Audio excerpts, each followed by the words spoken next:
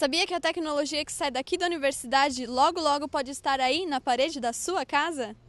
Um grupo da USP São Carlos está desenvolvendo um concreto que reutiliza resíduos industriais altamente poluentes e que vai custar bem menos. Quem conta pra gente é o professor do Instituto de Arquitetura e Urbanismo, Javier Mazariegos Pablos. É no De Cara com Feras que começa agora.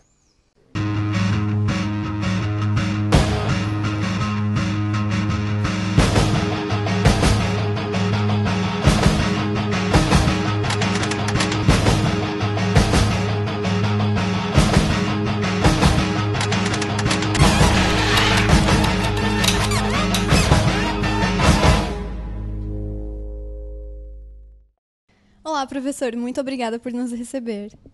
Eu que agradeço vocês virem aqui, se interessar pelo meu trabalho, que nem sempre as pessoas se interessam pelo desenvolvimento científico.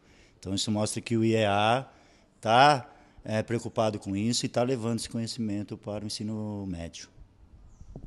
Professor, como e com que objetivo surgiu a ideia de fazer esse concreto que ajuda na economia de recursos naturais? A ideia surgiu, na verdade, em 1993, já faz bastante tempo, quando uma indústria daqui de São Carlos, que gera um desses resíduos, se interessou em fazer estudos a respeito. E lá nós iniciamos os primeiros estudos, que foi inclusive o meu mestrado. O meu mestrado foi a reciclagem da areia de fundição, aglomerada com argila, na construção civil. Na época, eu fiz um tijolo para fazer paredes, para fazer alvenarias.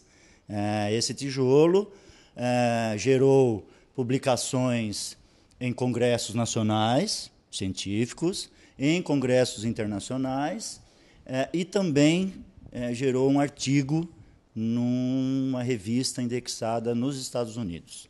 E quais são os materiais utilizados para a fabricação desse concreto? E esses materiais, eles passam por algum tratamento especial? Nós utilizamos nesse concreto dois resíduos, né? A areia de fundição, que eu já vinha estudando desde 93, e em 2008 inserimos a reutilização, a reciclagem da escória de aciaria. A areia de fundição substitui 70% da areia no concreto e a escória de aciaria substitui 100% da pedra, tá? Na composição do concreto. A areia de fundição, ela não precisa passar por nenhum pré-tratamento ou por nenhuma manufatura inicial. Ela é utilizada da forma que ela sai da indústria. A escória de aciaria não. A escória de aciaria precisa passar por um processo de moagem, tá? Antes de ser utilizada, porque eu preciso transformar ela numa pedra parecida com a que usa no concreto. Geralmente, o que aconteceria com esses resíduos se eles não fossem reaproveitados para fazer o concreto? Bom, a escória de aciaria já vem sendo utilizada para algumas finalidades. Por exemplo, subbase de pavimentação, né? A areia de fundição, ela precisa ser depositada num aterro industrial adequado. Ela é um resíduo que está classificado como classe 2A, ou seja, ele é não perigoso, mas ele é não inerte. Por que ele é não inerte? Porque ele tem metais em excesso, acima do que a norma permite. Ele tem ferro, alumínio e um pouco de cromo em excesso. Tá? Esse meu trabalho não é simplesmente reutilizar resíduos. No caso da areia de fundição, eu preciso estabilizá-los. Então, o cimento entra como estabilizador desses metais. Tá? Claro, então eu uni a tecnologia de solidificação e estabilização, solidificar para estabilizar o resíduo, e aproveitei que vira um bloco monolítico e propus a utilização na construção civil. Por que vocês chamam esse concreto de não estrutural? É porque eu fiz questão de patentear esse concreto com esse nome, porque ele é um concreto que é feito para fins não estruturais. Ele não pode ser usado para fins estruturais. Ou seja, ele não pode ser usado para pilar, para fazer viga, para fazer laje. Então, nenhuma utilização que tenha fins estruturais não pode usar esse concreto. Por que que não pode usar? Porque ele não tem estudos ainda suficientes que comprovem que ele tem um bom desempenho a longo prazo.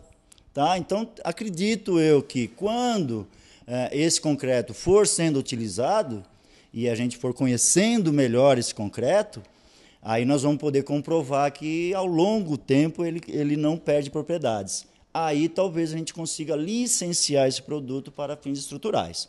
Mas, por enquanto, não é permitido utilizar esse material para fins estruturais. O concreto não estrutural pode ser utilizado em qualquer tipo de construção? Esse concreto não é para ser usado realmente para fins estruturais, como eu disse, por exemplo, laje, viga, pilar. Ele pode ser usado em diversas finalidades na construção civil, que não tem fins estruturais. Por exemplo, contrapisos, calçadas, pode ser usado para fazer bloco de vedação, pode fazer bloco de pavimentação, que é o bloquete, as peças para pavimentação, pode ser usado para fazer guia, pode ser usado para fazer sarjeta, que é o meio-fio. Então, são diversas aplicações na construção civil que não há necessidade de usar um concreto convencional. Você pode usar um concreto não estrutural. Além do material usado para fazer esse concreto não estrutural, que outras diferenças ele tem em relação ao concreto convencional? Ele tem algumas diferenças, sim. Primeiro, que precisa usar grande quantidade de cimento. Tá? Por quê? Porque eu preciso estabilizar o resíduo. Então, o primeiro ponto, eu preciso garantir que o resíduo está estabilizado. E, para isso, eu preciso de bastante cimento. Se, por um lado, usa bastante cimento, por outro, os resíduos são baratos. Então, isso uma coisa compensa a outra, em termos de custos. Tá? Mas vai um produto, que é uma adição dentro desse concreto, que é uma silicativa. Porque eu uso um produto chamado Metacaulin. Tá? Esse produto tem a capacidade de reagir com um produto liberado na reação do cimento e fazer com que aumente a resistência. Por outro lado, ele é 50 vezes mais fino que o grão de cimento. Então, ele entra no interstício do cimento. Isso chama efeito filler. Tá? Então, isso diminui a porosidade. E me aumenta a compacidade. Então, eu tenho um material mais compacto, com maior resistência e com menos permeabilidade. Isso é fundamental para adquirir resistência e para estabilizar o resíduo. E quais são os benefícios que o concreto não estrutural pode trazer para a construção civil em geral e para o meio ambiente? São alguns benefícios. Ele tem um benefício que é para a indústria, a princípio. A indústria gasta um dinheiro para se dispor esse resíduo, né, para colocar esse resíduo no aterro industrial.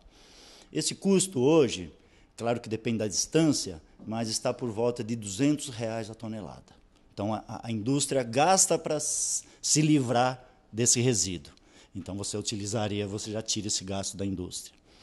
Um segundo é você economizar recursos naturais. Se você, em vez de usar areia natural, em vez de usar pedra natural, você usa um resíduo, você está economizando recursos naturais. Então, basicamente, você tem essas duas vantagens. Tá? Você tem uma vantagem para o mercado, para a indústria, que é interessante, e você tem uma vantagem para o meio ambiente. Mesmo trazendo muitos benefícios, você acha que pode existir algum tipo de dificuldade de aceitação desse produto pelo consumidor? Eu acredito que inicialmente sim. Todo novo produto demora um pouco para ser aceitado no mercado. Mas eu acredito que com o conceito de sustentabilidade, com a questão ambiental hoje tão presente, eu creio que as pessoas vão começar a enxergar mais rapidamente esses produtos, tá? E começar a aceitar um pouco mais rapidamente do que até hoje. Realmente esses produtos novos têm uma certa dificuldade de se inserir no mercado. Tá? Vocês já entraram com pedido de patente para esse produto? Como que está esse processo? Já entramos, sim. É um interesse da universidade patentear esses produtos desenvolvidos dentro da universidade e já recebemos um número provisório. Tá?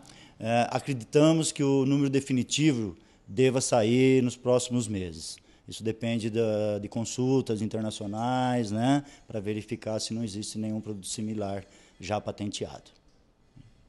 Você tem alguma previsão de quando esse concreto vai chegar ao mercado para o consumidor? Olha, não tenho, é difícil falar nessas previsões. O que eu posso dizer, e não posso também citar as empresas ainda, que existem 2 empresas já interessadas na transferência de tecnologia. Tá? Mas ainda nós estamos numa fase muito inicial de entendimento. Não dá para dizer nada ainda. Mas eu sei que eu posso dizer que já existem 2 empresas já em entendimento para essa transferência.